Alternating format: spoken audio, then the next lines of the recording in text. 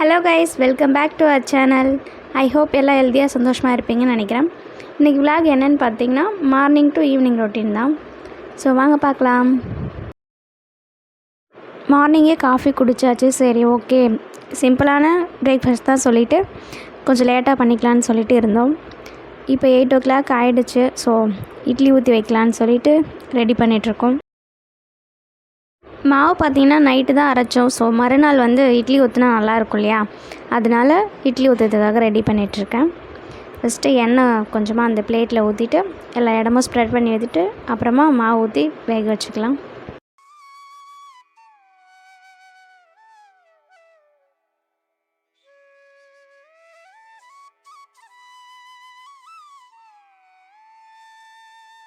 மாவு பார்த்திங்கன்னா நாங்கள் இட்லி தோசைக்குன்னு தனித்தனியாலாம் அரைக்க மாட்டோம். எல்லாத்துக்கும் ஒரே மாவு தான். இது இட்லி ஊற்றிக்கலாம், தோசை ஊற்றிக்கலாம், அண்டு ஆப்பம், குழி பணியாரம் எது வேணாலும் ஊற்றிக்கலாம். எல்லாத்துக்குமே ஒரே பேட்டர் தான் நாங்கள் யூஸ் பண்ணுவோம்.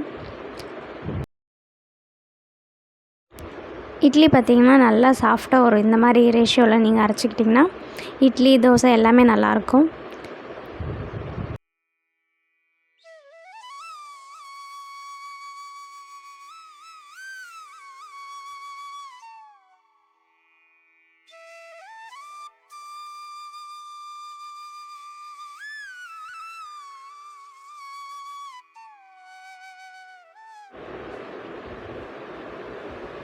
இட்லி பார்த்திங்கன்னா வெந்துடுச்சு.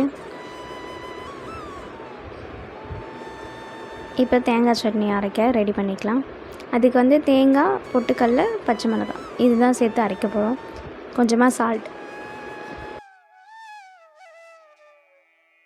இன்றைக்கி சிம்பிளாக தேங்காய் சட்னியோடு விட்டாச்சு. இதுவே இட்லிக்கு நல்லா தான் இருக்கும். ஸோ அதனால் சிம்பிளாக தேங்காய் சட்னி மட்டும்தான். சட்னி நல்லா அரைச்சாச்சு. இதுக்கப்புறமா ஒரு தாளிப்பு மட்டும் கொடுத்துக்கலாம். இட்லி சட்னி ரெடி. சாப்பிட்டு முடிச்சாச்சு. அதுக்கப்புறமா ஒரு 11:30 மணிக்கு சரி ஜூஸ் குடிக்கலான்னு சொல்லிவிட்டு மாதுளம்பழம் இருந்துச்சு, அதுதான் பால் ஊற்றி அரைச்சி ஜூஸ் போட்டிருக்கோம். குடிச்சிட்டு அப்புறமா ஈவினிங்காக சமைக்கலாம் அப்படின்னு சொல்லிட்டு இருந்தோம்.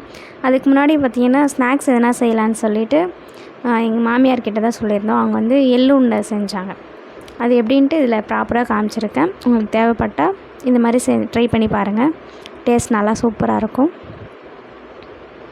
அதுக்கு பார்த்திங்கன்னா ஃபஸ்ட்டு ராகி மாவு இருக்கு இல்லையா, அதாவது கேழ்வரகு மாவு, அதை ஃபஸ்ட்டு நல்லா ஜலிச்சு எடுத்துக்கலாம். அதில் கொஞ்சம் கொஞ்சமாக உப்பு போட்டு கொஞ்சம் கொஞ்சமாக தண்ணி தெளித்து இந்த மாதிரி நல்லா பிசையணும். இந்த புட்டெல்லாம் வைப்போம் இல்லையா, அந்தளவுக்கு நல்லா பிசைஞ்சு வைக்க வேணும்.